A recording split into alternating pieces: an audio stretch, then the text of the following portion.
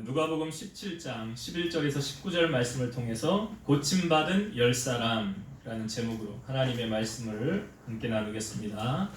우리가 오늘 맥추감사 주일 예배로 드리고 있습니다. 하나님께서는 이 맥추감사 주일을 너희들 이렇게 지켜라 라고 성경에서 우리에게 알려주신 부분이 있습니다. 그 말씀을 잠깐 보면 신명기 16장 9절에서 11절 말씀을 읽어볼게요. 7주를 셀지니 곡식에 낮을 되는 첫날부터 7주를 세어 내 하나님 여호와 앞에 77절을 지키되 내 하나님 여호와께서 내게 복을 주신 대로 내 힘을 헤아려 자원하는 예물을 드리고 너와 내 자녀와 노비와 내 성중에 있는 레위인과 및 너희 중에 있는 객과 고아와 과부가 함께 내 하나님 여호와께서 자기의 이름을 두시려고 택하신 곳에서 내 하나님 여호와 앞에서 즐거워할지니라. 맥주절을 어떻게 지키라고 하나님이 말씀하고 계십니까? 곡식의 낮을 되는 첫날을 세어서, 그러니까 곡식의 낮을 되는 첫날, 이 절기도 초실절이라 해서 보리의 첫 수확 이삭을 하나님 앞에 드리는 절기를 지켰어요. 그러니까 이 초실절을 지나서 7주를 세어서, 그러니까 7째 주 지나서 드리는 절기가 그래서 77절이라고도 하는 거예요. 7째 주 뒤에. 그리고 맥추절의 같은 의미로 오순절이라는 의미도 있는 거죠. 50일째 드리는 날이다. 그래서 맥추절과 오순절과 77절은 다 같은 뜻을 담고 있는 것입니다. 그래서 이 절기를 하나님 앞에 지키라 이스라엘 백성들에게 말씀하시고 제가 성경을 읽었는데 이 요약을 하면 이거예요. 그러니까 맥추절은 첫 번째 하나님께서 복 주신 대로 헤아려 자원하는 예물을 드리며 지켜라. 하나님이 나에게 복 주신 것을 뭐 하래요? 헤아려서. 오늘 우리가 7월 첫 번째 주일로 지내고 있죠. 1년을 12달인데 전반기와 후반기로 나누면 6월달까지는 전반기예요. 그러니까 오늘 7월 첫 주잖아요. 그러니까 우리가 전반기를 돌아보면서 하나님께서 내게 주신 복을 헤아리는 거예요. 내가 하나님께로부터 어떤 복을 받았나? 하나님이 어떻게 내게 역사하여 주셨는가? 어떤 은혜를 베풀어 주셨는가? 헤아리라는 거죠. 돌아보지 않으면 잊혀질 수 있기 때문에 그래요. 그 헤아리면서 하나님 앞에 자원하는 예물을 드려라. 그리고 두 번째 우리에게 주신 의미는 뭐냐면 하나님께서, 그러니까 모든 사람이 하나님께서 택하신 곳, 어디를 말할까요? 성전이죠. 하나님이 택하신 성전에 나와서 하나님 앞에서 즐거워하라. 오늘 우리가 살아있음에 하나님 앞에 감사할 수 있는 거죠. 오늘 우리가 예배 드릴 수 있음에 하나님 앞에 감사할 수 있는 거죠. 그래서 하나님 앞에 나와서 즐거워하라. 이렇게 하나님께서 우리에게 맥추절을 지켜라 라고 말씀하고 있어요. 그런 의미에서 오늘 본문은 예수님께서 행하신 기적과 그에 대한 반응을 우리에게 보여주고 있습니다. 오늘 본문은 이렇게 시작해요. 예수께서 예루살렘으로 가실 때에. 예수님이 왜 예루살렘으로 가시느냐? 여러분, 예수님이 이 땅에 오신 목적이 뭐죠?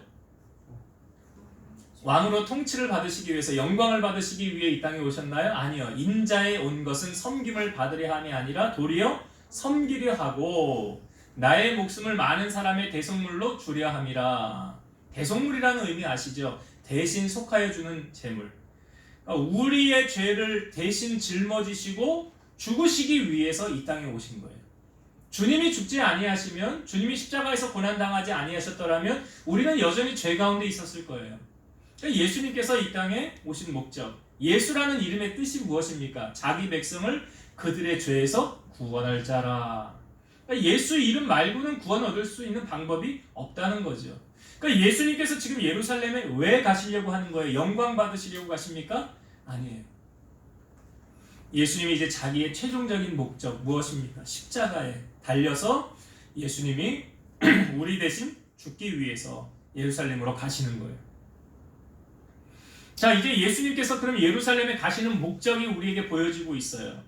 마지막 이제 예수님의 사역이 얼마 남지 않았다는 거죠. 그리고 예수님이 이제 가실 때 오늘 본문에 보니까 사마리아와 갈릴리 사이로 지나가시더라. 그때 지나가시다가 한 마을에 주님이 들어가시게 돼요.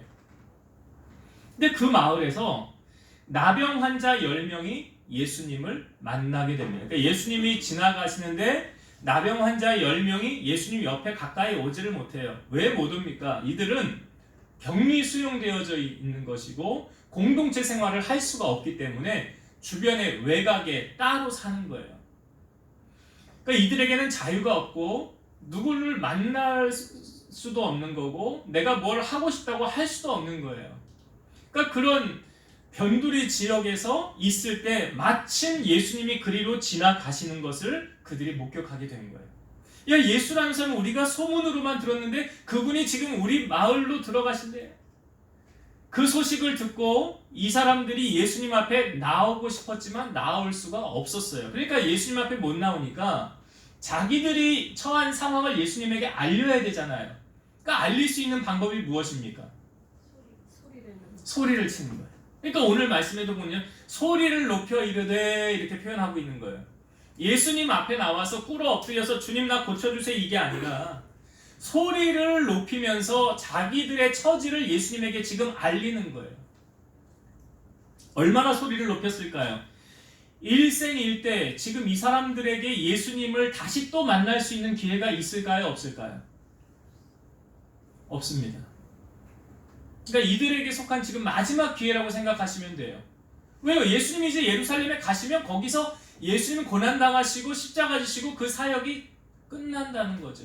그러니까 다시는 주님을 만날 수 없는 시점이에요.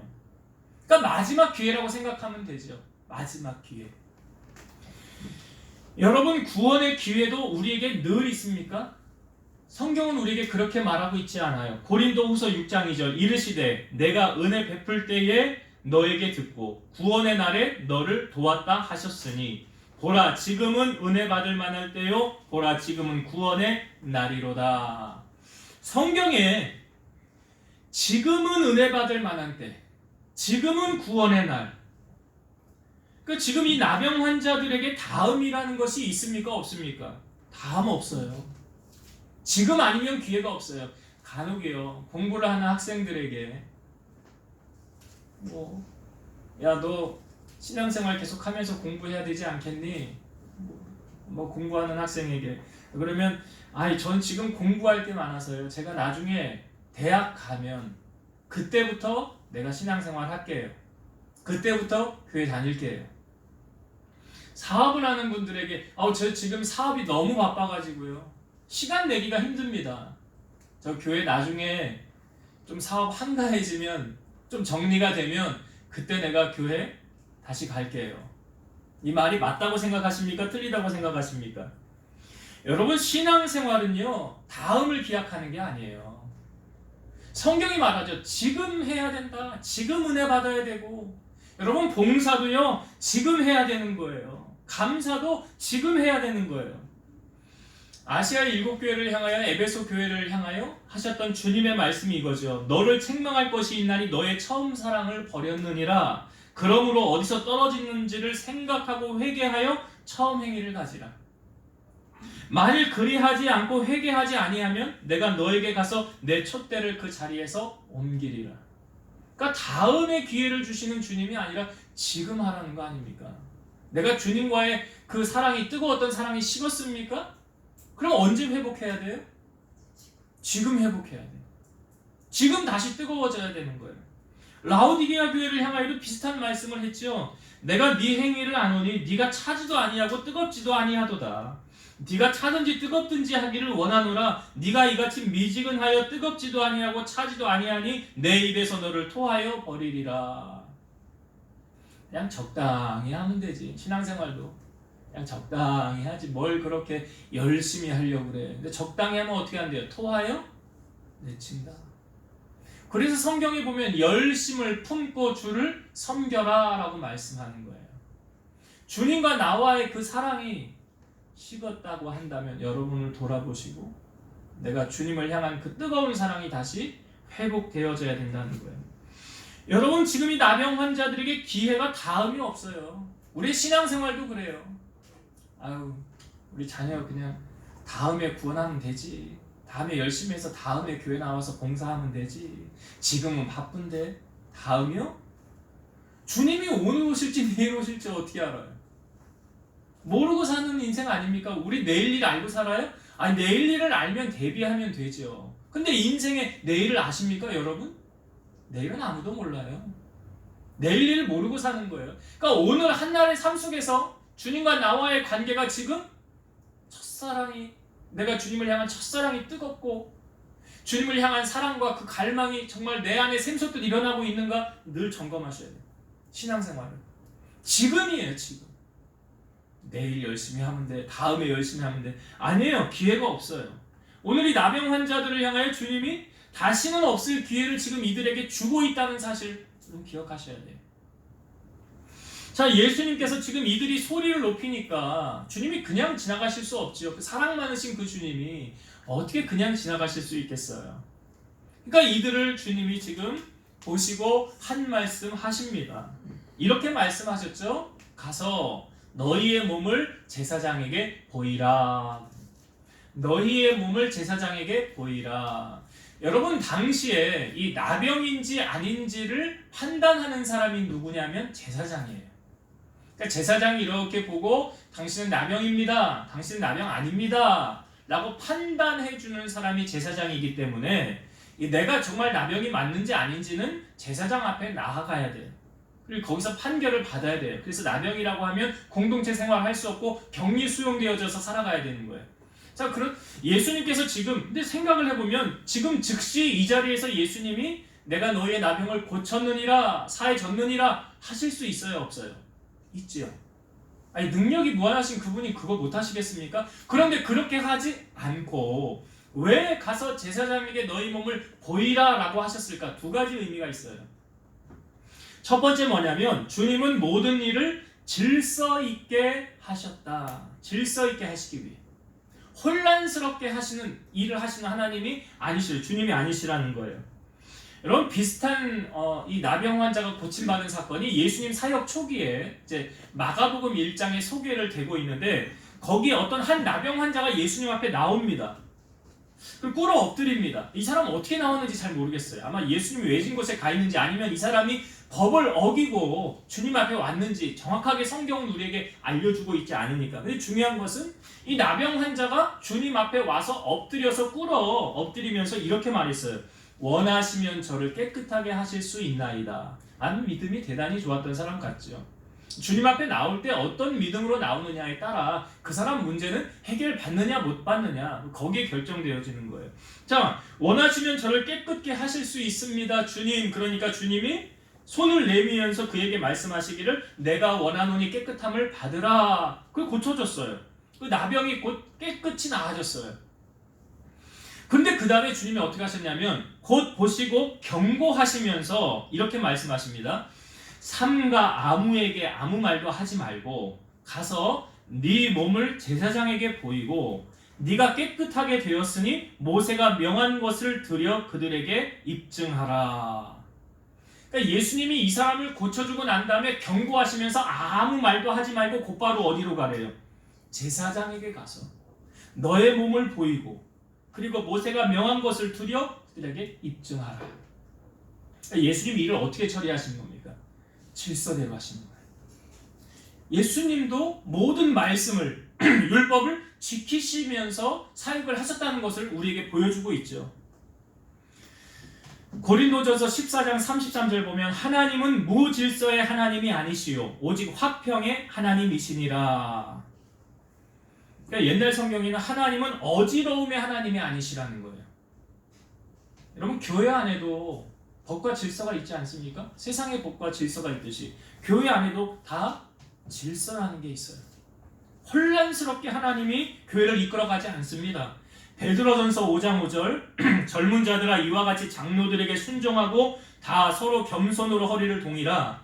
하나님이 교만한 자를 대적하시되 겸손한 자들에게는 은혜를 주시느니라. 그러니까 교만한 자는 하나님이 대적하시고 은혜도 주지 않아요.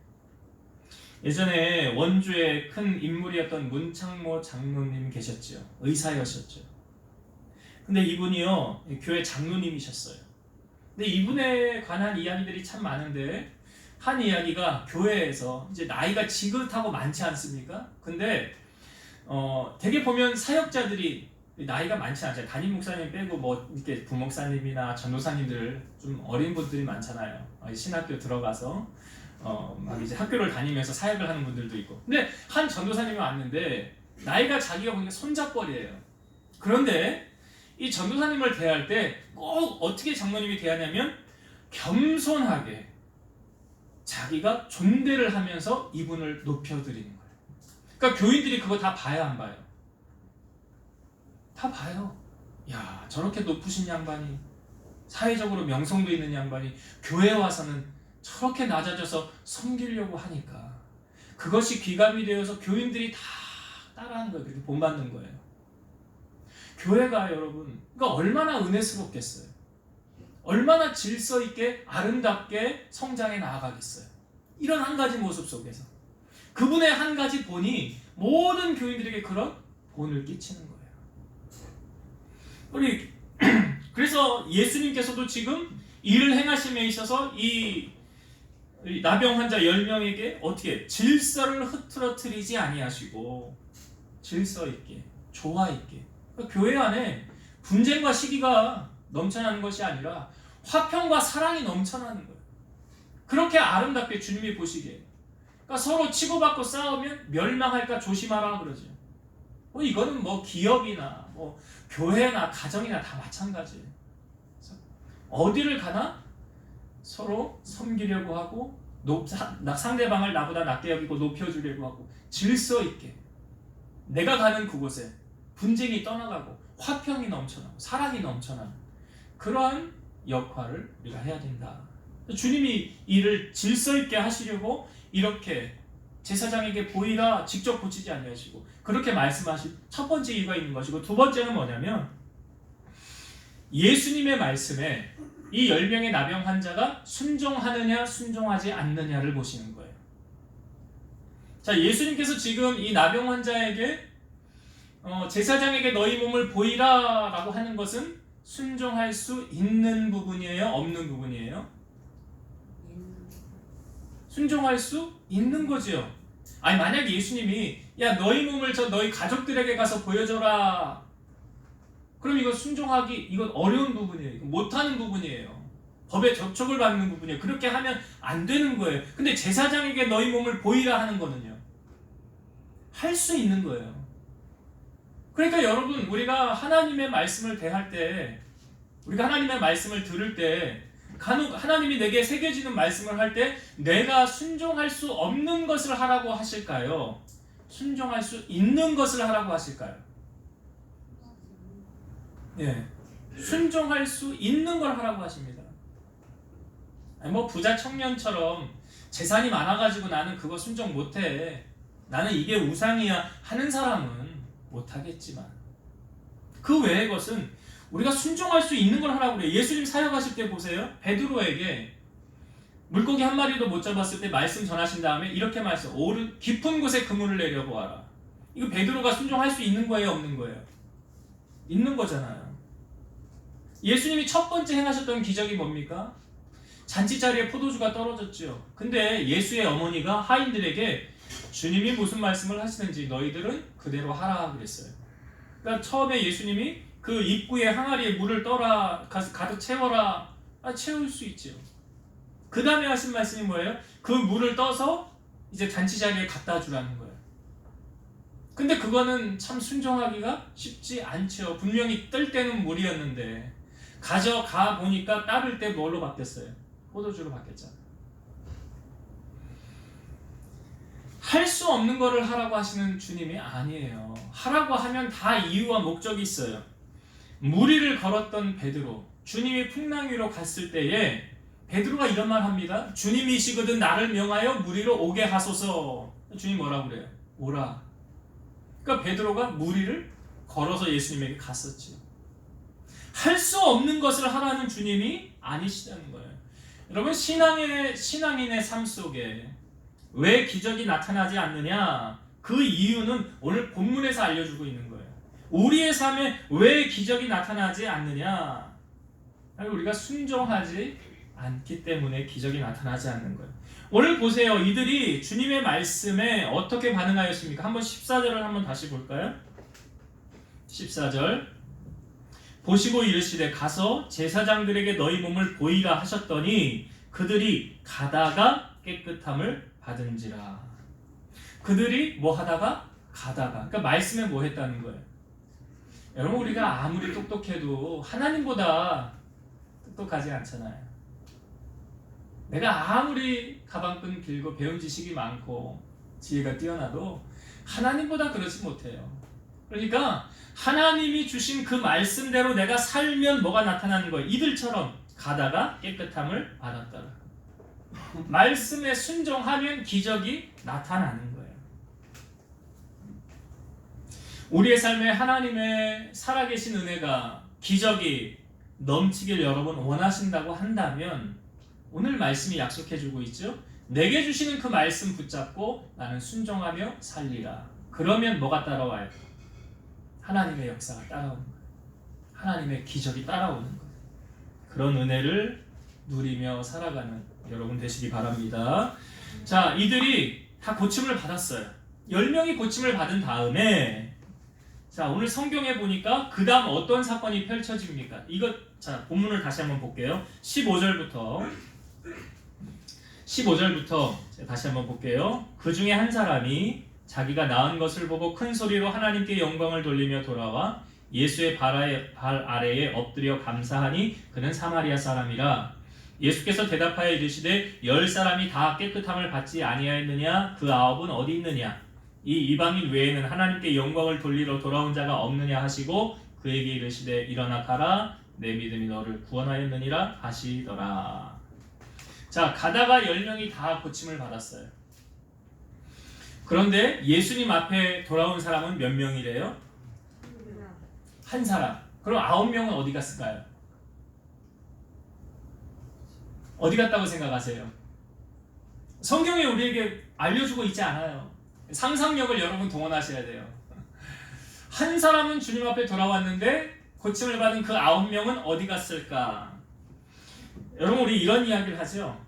마음 가는 곳에 몸도 간다.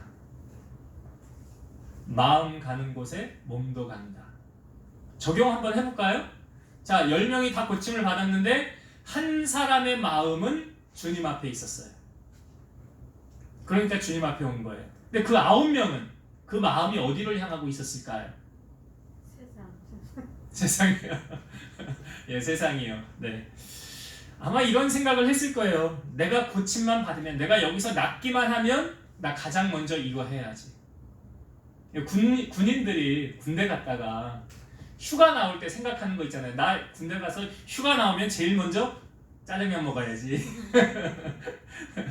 나 제일 먼저 나 먹고 싶은 거 너무 많은데 나 이거 해야지. 그러니까 자기가 마음에 먹은 것들 있잖아요.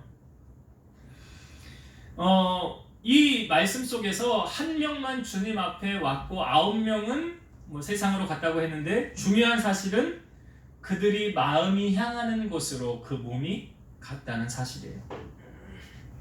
여러분 그러면 지금 이들이 자유가 없었고 이렇게 외딴 그 격리 수용되어져 있었는데 이들을 지금 자유를 주고 깨끗하게 고쳐주신 분이 누구십니까? 예수님이죠.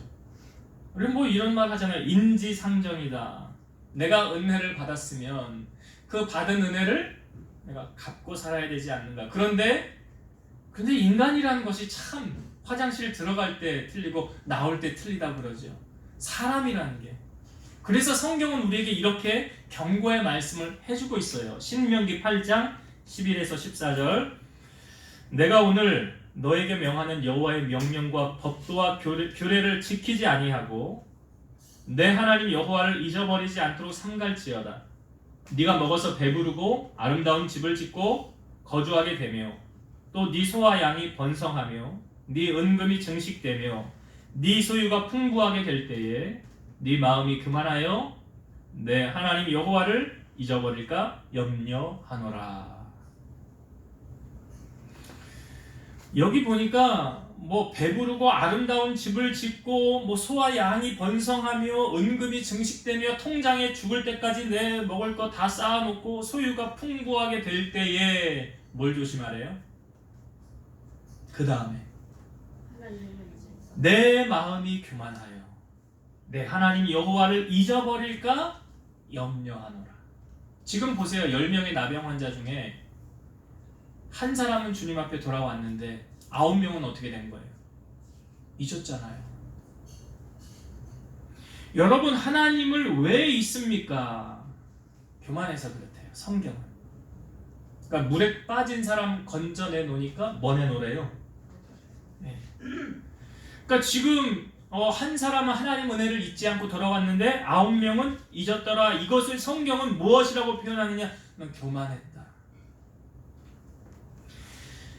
여러분, 우리가 교만하지 않고 겸손히 하나님의 은혜를 누리고 사는 비결, 그러니까 롱런할 수 있는 비결이 뭔지 아십니까? 성경이 알려주고 있어요. 오늘 16절을 한번 다시 보세요. 우리가 롱런할 수 있는 비결, 16절 다시 볼게요. 예수의 발 아래에 엎드려 감사하니 그는 사마리아 사람이라. 예수의 발 아래에 엎드려 뭐 했더라? 감사했더라. 롱런하는 비결이라고요. 이게 감사. 여러분, 감사라는 찬양 혹시 들어보셨습니까? 제가 한번 불러볼게요. 오늘 숨을 쉬는 것 감사, 나를 구원하신 것 감사, 내 뜻대로 안 돼도 주가 인도하신 것 모든 것 감사, 내게 주신 모든 것 감사, 때론 가져가심도 감사, 내게 고난 주셔서 주 뜻 알게 하신 것 모든 것 감사, 주님 감사해요. 주님 감사해요.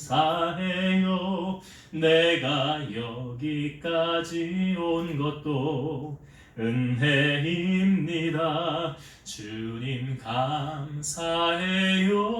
주님 감사해요. 나를 사랑하신 주 사랑 감사합니다. 아멘. 돌아보면 내 뜻대로 안 되었지만 하나님이 인도하셨고 하나님의 은혜로 내가 여기까지 왔음을, 그래서 우리는 오늘 맥주감사주의를 2022년도 전반기 6달을 돌아보면서 내게 베푸신 그 은혜를 돌아보며 우리가 뭐 해야 됩니까? 감사해야 되는 거예요.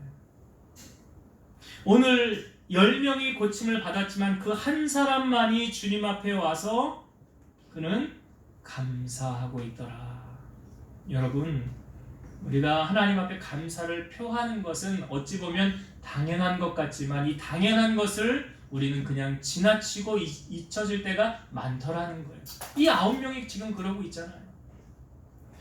오늘 우리가 하나님 앞에서 이 귀한 은혜를 내 평생 누릴 수 있는 비결은 바로 하나님 앞에 감사하는 거예요. 여러분, 감사는 우리의 삶을 윤택하게 하는데요. 그런데 감사는 내가 감사할 조건이 있을 때만 감사해야 됩니까? 조건이 없을 때도 감사해야 됩니까? 제가 성경에 나오는 세 부분의 말씀을 여러분들에게 들을 테니까 이 세 사건 속에서 공통점을 한번 여러분 찾아보세요. 첫 번째는 다니엘이라는 사람이 있었어요. 다니엘이 총리의 자리에 있었을 때 총리가 총 3명이었는데 그 중에 다니엘이 1명이었죠. 다니엘을 그 자리에서 끌어내리려고 이 두 총리와 다른 사람들이 모함을 합니다. 그래서 다니엘을 뒷조사를 했는데 아무것도 걸리는 게 없었죠. 그런데 한 가지 걸고 넘어질 게 있었어요. 하나님께 기도한다는 것. 그것을 걸고 넘어지기를 왕에게 가서 왕이시여 다른 신에게나 누구에게 기도하는 사람이 있으면 그를 사자굴에 던져 넣읍시다. 조건을 30일 동안에 그 다른 신에게나 누구에게 기도하면 왕 외에 다른 사람에게 하면 사자굴에 던져 넣읍시다. 그래서 도장을 찍고 조서를 반포를 했어요. 그런데 성경의 다니엘 6장 10절에 보면 다니엘이 이 조서에 왕이 도장이 찍힌 것을 알고도 자기 집에 돌아가서는 윗방에 올라가 예루살렘으로 향한 창문을 열고 전에 하던 대로 하루 3번씩 무릎을 꿇고 기도하며 그의 하나님께 감사하였더라. 다니엘이요, 그 하나님께 뭐 했대요? 감사하였더라. 이게 첫 번째 사건. 두 번째, 하박국이라는 선지자가 있었어요. 남유다의 선지자예요. 그러니까 하박국이 있었을 때는 이 나라가 그 풍전등화의 위기, 그러니까 나라가 위태한 상황이에요. 그리고 한 민족이었던 북이스라엘은 이미 멸망한 시점이었어요. 그런데 이 하박국 3장 16에서 18절 제가 읽어볼게요. 내가 들었으므로 내 창자가 흔들렸고 그 목소리로 말미암아 내 입술이 떨렸도다. 무리가 우리를 치러 올라오는 환난 날을 내가 기다림으로 썩이는 것이 내 뼈에 들어왔으며 내 몸은 내 처소에서 떨리는도다. 지금 상황이 어떤 상황인지 대충 이해가 되시죠? 나라가 어려운, 나라를 잃을 수 있는 그런 위기의 상황이라는 거예요. 근데 그 다음 보면 비록 무화과 나무가 무성하지 못하며 포도나무에 열매가 없으며 감람나무에 소출이 없으며 밭에 먹을 것이 없으며 우리의 양이 없으며 외양간에 소가 없을지라도 나는 여호와로 말미암아 즐거워하며 나의 구원의 하나님으로 말미암아 기뻐하리로다. 지금 주위의 상황을 보면 다 없다는 거예요. 열매도 없고 소출도 없고 먹을 것도 없고 양도 없고 소도 없고 아무것도 없어요. 그런데 뭐라고 고백합니까? 여호와로 말미암아 즐거워하며 나의 구원의 하나님으로 말미암아 기뻐하리로다. 이렇게 하박국 선지자가 고백했어요. 또 한 가지 사건은 예수님께서 오병이어의 기적을 일으키실 때 그때 예수님 옆에 있는 사람들을 그냥 돌려보내면 기진해서 기운이 없어서 쓰러질 지경이라고 그래요. 그래서 이 제자 중에 안드레가 이렇게 수소문을 해보니까 한 아이의 도시락이 있었어요. 그게 무엇이었습니까? 그게 오병이어였어요. 물고기 2마리, 보리떡 5개. 그러니까 이걸 가져오면서 제자들이 주님 이것이 이 많은 사람에게 얼마나 되겠습니까? 그 사람들로 다 앉았는데 장정만 5,000명이었죠. 하마득하게 헤아릴 수 없을 만큼 아이와 여자를 제외한 장정만 5,000명이에요. 자, 그때 예수님께서 어떻게 하셨느냐? 요한복음 6장 11절. 예수께서 떡을 가져 축사하신 후에 앉아있는 자들에게 나눠주시고 물고기도 그렇게 그들의 원대로 주시니라. 여기 축사하신 후에 이 표현을 현대어 성경에는 예수께서 떡을 들어 하나님께 감사 기도를 드리신 다음에, 물고기 2마리 보리떡 5개밖에 없는데 이게 무슨 감사의 조건이 되겠습니까?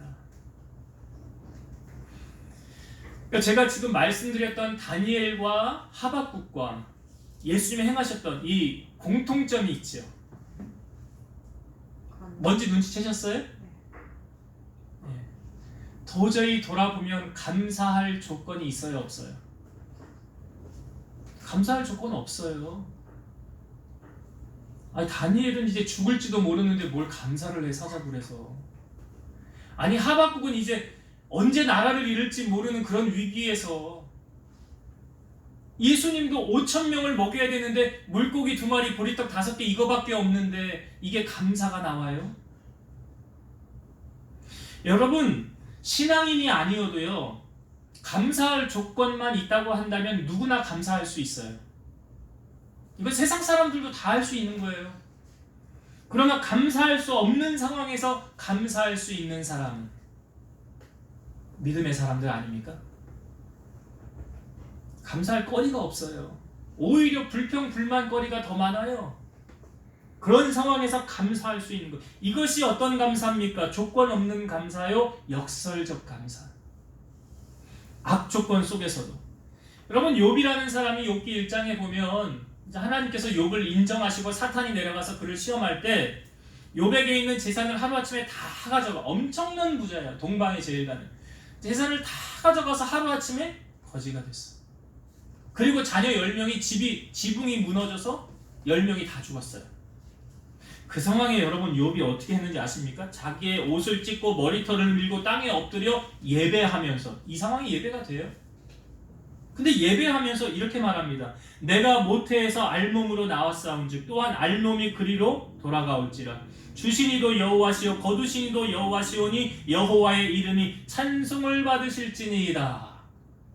이런 고백 아무나 할 수 없잖아요. 하나님께 감사의 제사를 욥이 드리고 있더라. 여러분, 우리가 하나님 앞에 감사하면 어떤 것이 보너스로 오느냐 롱런할 수 있다고 그랬죠. 그리고 하나님의 구원을 맛볼 수 있어요. 여러분, 주보 한 주간 우리가 묵상할 말씀 10편, 50편, 23절인데 제가 읽어볼게요. 감사로 제사를 드리는 자가 나를 영화롭게 하나니 그의 행위를 옳게 하는 자에게 내가 하나님의 구원을 보이리라. 이걸 요약하면 이거예요. 감사로 제사를 드리는 자가 하나님의 구원을 경험한다. 감사로 제사를 드리는 자가 하나님의 살아계신 은혜를 목격하게 된다. 다니엘이 그랬잖아요. 사자굴에서 빠져나오지 않았습니까? 예수님 오병이어의 기적이 5,000명 먹이고도 12바구니 남겼잖아요. 무엇에서 비롯된 겁니까? 감사예요. 감사예요. 말씀을 정리하고 마치겠습니다. 지금 이제 오늘 우리가 이 나병 환자 10명, 격리 수용되어져 있는 그분들에게 예수님이 다가갔을 때 다시는 이들이 예수님 만날 기회가 있어요, 없어요? 여러분, 우리가 복음을 전할 때요, 다음에 또 기회가 있어. 내 자식 다음에 구원하면 돼. 내 남편 다음에 구원하면 돼. 다음이요? 정말 그 다음이 언제까지 있으리라 생각됩니까? 노아의 홍수를 보세요. 예수님이 우리에게 어떻게 오신대요? 다시 오실 때 도적같이 예고하고 오셔요? 여러분, 은혜는 지금 받아야 되고요. 봉사도 지금 하셔야 되고, 감사도 지금 하셔야 되고, 구원받아야 될 영혼들도 지금 전에서 구원받게 하셔야 돼요. 기회가 언제 또 있을지 모릅니다. 다시는 없을 수도 있어요. 그러니 지금 있는 이 기회를 놓쳐서는 안 된다.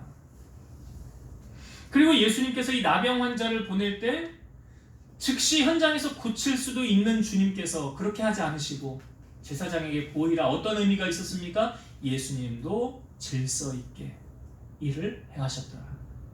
말씀대로 행하셨더라. 혼란스럽게 하시는 주님이 아니시다.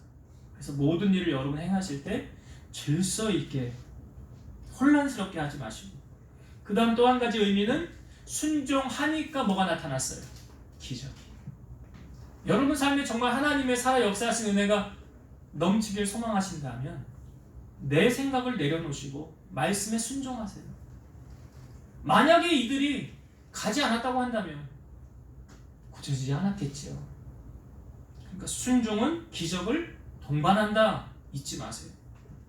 자, 10명이 고침을 다 받았는데 주님 앞에 돌아온 사람은 몇 명이요? 확률로 따지면 10분의 1이에요. 그죠? 10%밖에 안 됐어요. 그 9명은 어디 갔는지 알 수는 없지만 추측할 수 있건데 그들의 마음 가는 곳에 몸도 갔을 거다. 그럼 우리 마음은 여러분 어디에 두고 살아야 됩니까? 주님 앞에 둬야죠. 주님 앞에 마음 두고 살아야 돼요. 그리고 우리가 이 땅에서 주님의 풍성한 은혜, 윤택한 은혜를 누릴 수 있는 비결은 뭐라고요? 감사다. 그래서 여러분, 우리가 맥주를 지내면서 우리의 삶을 돌아보면서 여러분 오늘 은혜 받으시고 또 집에 가셔서 생각나시거든. 전반기 동안 하나님이 내게 어떤 은혜를 베풀어 주셨나 돌아보세요. 그리고 이 나병 환자 한 명이 한 것처럼 하나님 앞에 영광 올려드리세요.